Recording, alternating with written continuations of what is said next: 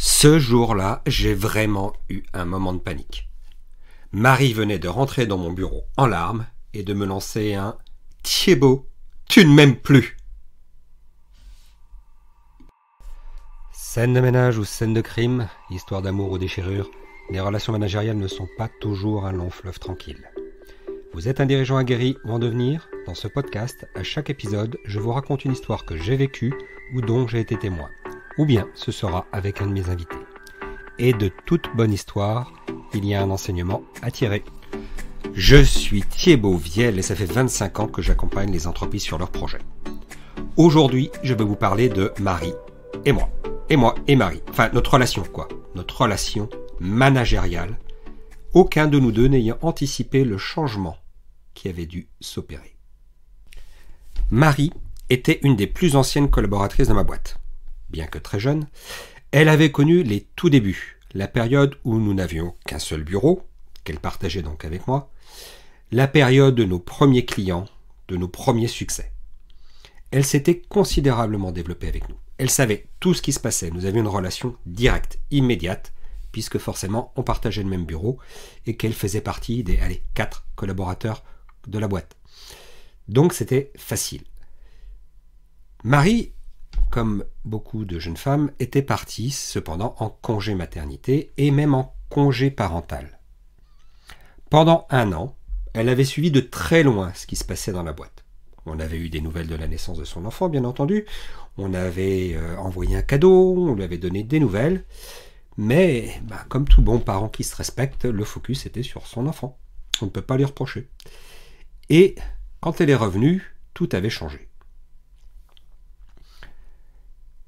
Quand Marie a en effet regagné les bureaux, la boîte faisait 15 à 20 personnes. Nous avions déménagé. Nous avions maintenant un plateau de 150 mètres carrés avec plusieurs bureaux. Une organisation qui faisait que j'avais mon propre bureau, que mon associé avait le sien, et nous avions mis en place des managers intermédiaires. Marie dépendait donc d'un de ces managers. Bien entendu, je lui avais fait un petit entretien de retour. Tiens, Marie, tiens, tu vas revenir, voilà, comment ça va, je te présente Denis, c'est ton manager, etc., etc. Nous avions discuté de tout, de rien, très contente de te retrouver, comment ça se passe, le gamin, ça se passe bien pour la garde et tout ça. Voilà, les choses normales. Mais au bout d'un mois, même pas au bout d'un mois, Marie se retrouvait dans mon bureau en larmes, en me disant « Thiébaut, tu m'aimes plus ». Qu'est-ce qui s'était passé? Qu'est-ce que j'avais loupé? Eh bien, tout simplement, je n'avais pas vraiment écouté Marie. Je n'avais pas mesuré que tout ce changement d'un coup, laisser son bébé, se retrouver dans une boîte où il y avait plein de personnes qu'il ne connaissait pas, que j'étais son point de repère dans la boîte, on avait une relation directe, être coupé de cette relation directe parce que je n'avais plus de temps à lui consacrer, que j'avais même mis un intermédiaire entre nous deux, que tout ça, d'un seul coup, c'était trop. Alors, bien sûr, je lui avais demandé, Marie, t'es sûre que ça va aller? Tu sais, il y a beaucoup de choses qui ont changé. Mais est-ce que j'avais vraiment écouté sa réponse? Est-ce que Marie allait me dire « Ah non, ça va pas du tout, je suis pas contente ». Non, forcément. Donc, nous avions eu un faux entretien quelque part. Un truc police, un truc social, mais pas véritablement une prise en compte de nos besoins réciproques dans la relation. Nous n'avions pas fait le point sur où en était notre relation managériale. Alors, c'est vrai que un manager, un entrepreneur, c'est busy, on veut aller vite. Et puis, on se dit aussi qu'on ne va pas forcément paterner les gens. On ne va pas forcément les prendre par la main pour leur dire par le menu qu'est-ce qui a changé. Voilà, j'avais un manager intermédiaire, Denis. Il était censé lui expliquer les nouveaux process, les nouvelles personnes, sa nouvelle mission, son nouvel environnement de travail. J'avais considéré que ce n'était pas à moi de le faire. Puis d'ailleurs, quand j'avais posé la question à Marie, elle m'avait dit « Oui, pas de souci, je vais voir avec Denis ». Sauf que la relation avec Marie ne se limitait pas à ça.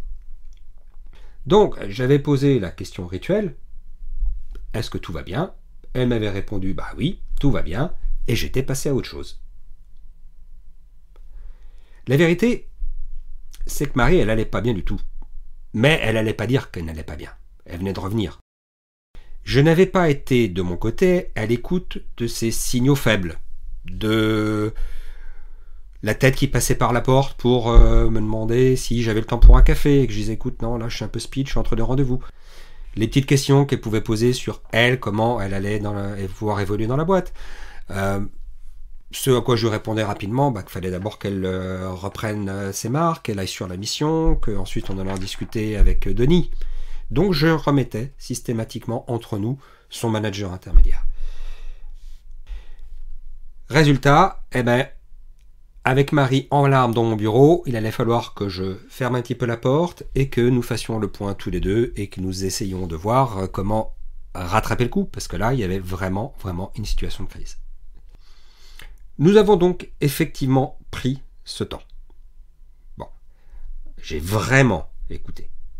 J'ai essayé de comprendre son ressenti.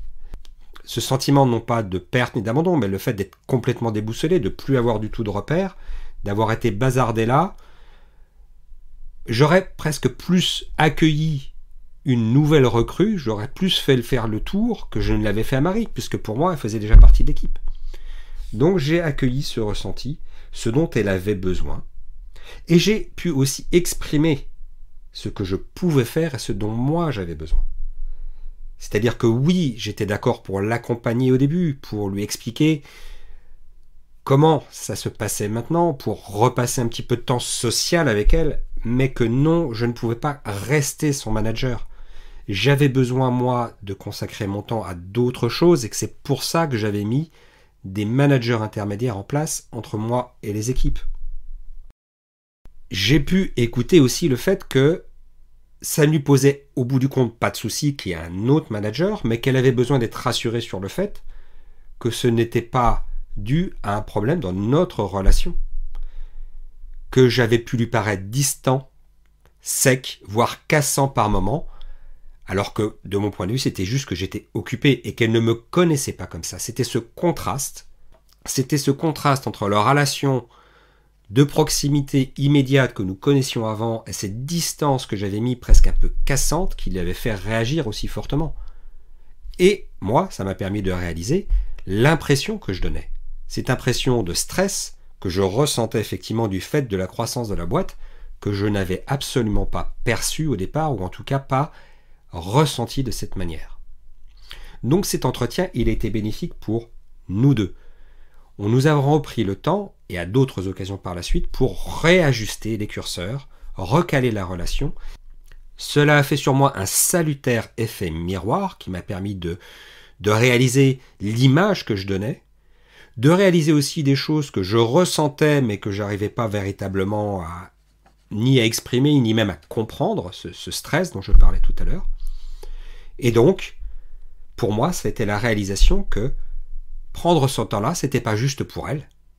Prendre ce temps d'écoute dans la relation managériale, ce n'était pas juste la relation pour Marie, mais c'était aussi pour moi, me recentrer sur mes relations à mes collaborateurs et ne pas être juste une machine qui était là pour manager des individus lambda. Ça a été un sérieux rappel à l'ordre. C'était une démonstration du besoin de sincérité dans la relation. De sincérité vis-à-vis de l'autre, de la sincérité vis-à-vis de moi-même aussi, sur ce que je ressentais. Bah oui, j'étais stressé, j'étais speed, je pouvais être cassant à cause de ça, et je n'avais pas réussi à l'admettre. Je ne me l'étais pas dit, tout simplement.